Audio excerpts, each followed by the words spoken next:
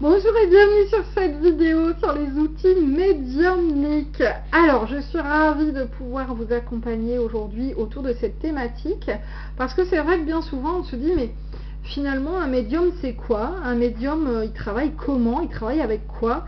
Eh ben, moi je dis toujours, il y a 100 médiums et 100 médiumnités. C'est-à-dire qu'on ne va pas fonctionner forcément de la même manière, on ne va pas œuvrer avec les mêmes outils. Et ça, c'est vraiment hyper important pour moi de le faire comprendre et de véhiculer ce message afin de ne pas créer d'amalgame, mais aussi de blocage en se disant le médium, c'est celui qui travaille comme ça.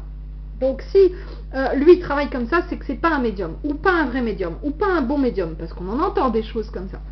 Donc là, mon objectif, c'est un petit peu de vous ouvrir les portes de vos perceptions, les portes de votre compréhension, de votre connaissance, en vous partageant ma petite connaissance à moi, bon, d'une dizaine d'années quand même de médiumnité, de découverte, de recherche, d'expérience, qui me permettent de vous dire aujourd'hui, voilà à quoi peut ressembler un médium, sachant que bien sûr cette liste est absolument non exhaustive. C'est-à-dire qu'il existe encore sûrement bien d'autres possibilités de rentrer en contact avec l'au-delà, entre autres, et avec ces plans célestes, et que voilà, on va encore aussi découvrir plein de choses, j'en suis certaine, dans les années à venir. Alors, je vais essayer de suivre quelques notes que j'avais prises pour pouvoir revenir sur les outils qui pourraient être ou ne sont pas de la médiumnité. Alors, les rêves. On me dit souvent, mais ah oui, alors moi j'ai déjà vu un défunt dans mes rêves, mais bon, c'est qu'un rêve en fait, donc non. Alors, les rêves peuvent tout à fait servir de support à la médiumnité. Je vais vous donner un exemple très concret et très simple et qui est tout à fait réel. C'est une série américaine qui s'appelle Medium, avec l'actrice, je crois que c'est Patricia Arquette, qui joue le rôle de la médium et qui joue le rôle d'une vraie médium qui a collaboré avec le FBI et qui réussissait à obtenir des informations dans ses rêves. Donc ça n'est pas du tout un fake, c'est pas une connerie, c'est tout à fait possible. Pourquoi? Parce qu'en fait dans les rêves on est dans le lâcher prise, on est sur un autre plan de conscience et donc on va voyager. Votre corps physique lui il est là, il est tranquille, il est bien au chaud, mais votre corps énergétique, vos corps énergétiques, eux ils vont se balader. Et donc les rêves peuvent tout à fait être un support à la médiumnité. Si vous ne connaissez pas cette série, je vous invite à la découvrir. C'est vraiment tiré de faits réels, c'est vraiment tiré de l'expérience médiumnique de la médium, je sais plus son nom, c'est Dubois, Madame Dubois, elle est américaine, je sais plus son prénom, Dubois, bon je sais plus, enfin voilà, vous irez découvrir ça si vous ne connaissez pas encore. Alors les rêves c'est quand même autre chose que les voyages astraux, hein, c'est pas tout à fait la même chose, mais enfin bon, ça s'apparente un petit peu quand même. Je ne vais pas rentrer dans le détail, mais bon, c'est un petit peu du même ordre. Le voyage astral peut se faire effectivement soit endormi, et il pourrait donc être assimilé au rêve, ou absolument conscient. Moi j'ai déjà fait les deux, je fais régulièrement les deux. Il peut se faire volontairement ou involontairement, hein, on part comme ça, c'est ce qu'on appelle une sortie de corps. Et donc on peut être voilà, conscient ou pas de ce qu'on est en train de vivre.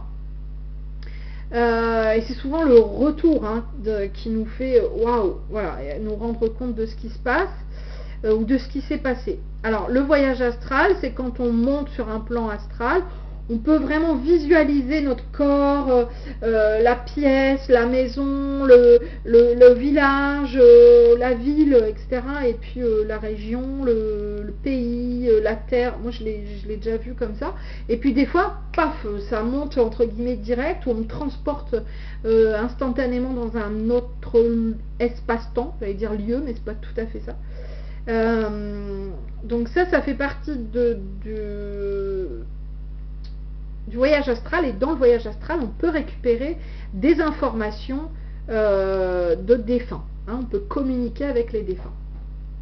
Alors on peut communiquer aussi avec les défunts par chamanisme, hein. Un chaman peut communiquer avec les esprits, donc souvent il rentre en transe suite à diverses façons de procéder, notamment par exemple avec une plante qui s'appelle l'ayahuasca, qui est une plante chamanique, alors qui est normalement, je crois, il me semble, illégale en France, parce qu'elle aurait des vertus effectivement hallucinogènes, qui sont considérées comme telles, mais qui permettent, d'après les expériences que j'ai pu lire ou entendre autour de moi, qui permettent effectivement quand même de voyager dans les mondes, hein. Qu'est-ce qu'on va retrouver encore dans la médiumnité? On va retrouver, je pense là au château de Fougeray, les fameuses tables guéridon, hein, où on va travailler avec, à faire bouger les tables. Là, c'est vraiment le spiritisme, façon Allan Kardec. Si vous ne connaissez pas ce très grand médium alors si je ne me trompe pas, 19e siècle, c'est vraiment important, c'est un peu le père fondateur du spiritisme, en tout cas de la philosophie spirit. Je vous invite à aller le découvrir son œuvre. Il a écrit 2 gros pavés, hein, je les ai là, c'est... je ne sais plus les titres. Le livre des esprits et le livre des médiums, me semble-t-il. Où il communique en fait avec l'au-delà. Il existe aussi bien évidemment l'écriture. Alors on a différents types d'écriture. L'écriture intuitive, qui là est mon type d'écriture favorite, où je laisse venir des pensées qui ne sont pas les miennes en fait, et puis je prends note. Vous découvrirez ça sur ma chaîne YouTube si vous le souhaitez. Vous tapez écriture intuitive Mélanie Médium sur YouTube, vous allez trouver.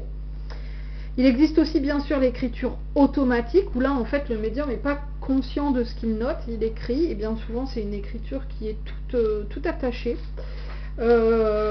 Et c'est seulement quand il va sortir un petit peu de son état modifié de conscience ou de sa transe qu'il va se relire et pouvoir traduire, parce que c'est pas toujours évident de se relire en écriture automatique, ce qu'il a pu canaliser. Selon les situations, dans l'écriture automatique, on ne sait pas forcément à qui on s'adresse, hein.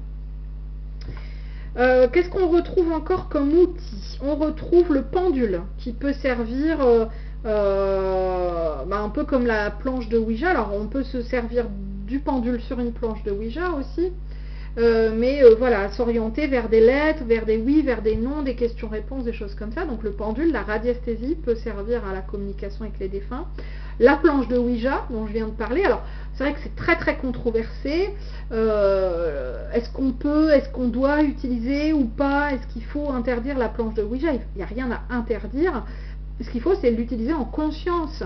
C'est un outil de médiumnité, c'est un outil avec lequel on peut entrer en communication avec les mondes parallèles, et qui n'est pas à prendre à la légère, ça n'est pas un jeu. C'est surtout ça, hein, parce que ce soit les tables, l'écriture automatique, la radiesthésie, tout pourrait être utilisé tel que le Ouija, parce que le Ouija était très médiatisé.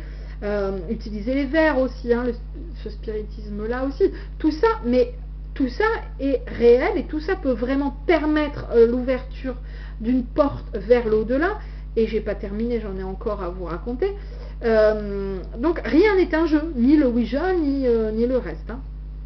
Alors, on peut travailler aussi à communiquer avec des défunts grâce aux baguettes de géobiologie. Alors initialement elles ne sont pas forcément destinées à ça, mais elles peuvent être utilisées comme le pendule pour répondre à des questions. Oui, non. Donc ça va être des questions comme ça fermées, où on va vérifier si on parle bien au bon défunt, on va lui poser des questions fermées, il va pouvoir nous répondre ou nous orienter vers tel endroit. Donc ça peut éventuellement être un outil. Ensuite on a l'écriture, pardon, je l'ai déjà dit, on a tout ce qui est les phénomènes TCI, donc TCI audio, TCI visuel. Les TCI auditives, c'est tout ce qui va en fait se manifester sur des bandes électromagnétiques, que ce soit sur un caméscope, sur un téléphone, sur un radiocassette, parce qu'on utilise beaucoup ça dans la TCI, où en fait on va essayer de capter une voix de l'au-delà. Pour essayer, voilà, de rentrer en contact de manière auditive. Vous avez ensuite la TCI visuelle, où en fait, soit de manière spontanée, c'est-à-dire sur certaines photos, vous allez dire « Oh, tiens, regarde, là, on dirait qu'il y a un visage », soit de manière absolument technique et travaillée, vous allez utiliser différents supports, soit des supports vitrés, soit des supports à base d'eau, pour pouvoir tenter de récupérer un visage, une trace. Alors ça peut être un chien aussi, ça peut être voilà, un message, une image, grâce à cette TCI visuelle. Alors je vous la fais courte, parce que je ne vais pas rentrer dans le détail là, mais ce sont deux techniques qui sont extrêmement intéressantes et qui demandent beaucoup de patience, de travail, mais voilà, qui donnent pas mal de résultats. Vous avez aussi des petits outils qu'on appelle Spirit Box ou K2, qui sont des genres d'enregistreurs où en fait il y a une bande passante de fréquence un peu type radio brouillée, quelque chose comme ça, qui permet aux défunts de se manifester par voix, par la voix en fait, et donc on va entendre la réponse pendant qu'on discute. C'est comme si vraiment on avait un talkie-walkie avec l'au-delà, quoi. C'est assez impressionnant.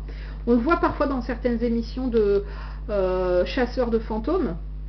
Et c'est pas des conneries. Moi je l'ai vu, j'en ai pas moi, mais j'avais un ami qui en avait un et qui l'avait utilisé, et j'avais travaillé avec une équipe de chasseurs en paranormal qui l'utilisait aussi. On a vraiment des résultats avec ça. Qu'est-ce que je peux vous dire encore? Alors oui, bien sûr et bien évidemment, la photo, le ressenti photo va être aussi un des outils du médium qui va pouvoir donc soit en individuel, soit en séance de médiumnité publique, grâce à un outil qui est la photo, un support photo, et bien se connecter au défunt avec ou sans information. Parfois on n'a que la photo. Là je m'en vais faire une conférence ce dimanche, et donc à la suite de cette conférence sur une médiumnité publique, je n'ai que la photo, j'ai pas de prénom, j'ai rien, je pars qu'avec ça. Et parfois on a la photo plus des informations. Là c'est quand on veut vraiment resserrer l'entonnoir et faire une séance en individuel, on va travailler de cette manière là.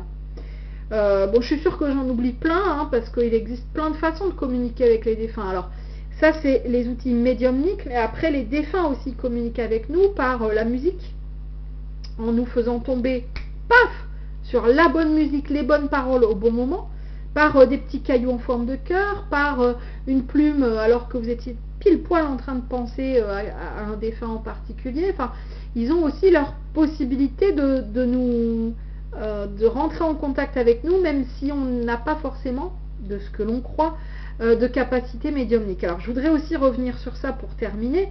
Il y a plein d'outils, comme je vous l'ai dit, là c'est pas exhaustif, il y en a sûrement encore plein d'autres. Il faut bien comprendre que la médiumnité n'est pas un don. C'est pas un don du ciel. Oh, j'aimerais bien avoir votre don. Non, mais moi j'ai aucun don en fait. J'ai juste à un moment donné fait un choix d'âme, un choix d'incarnation, qui fait que on me pousse, on m'a poussé à un moment donné de ma vie à utiliser tel et tel outil, telle et telle capacité.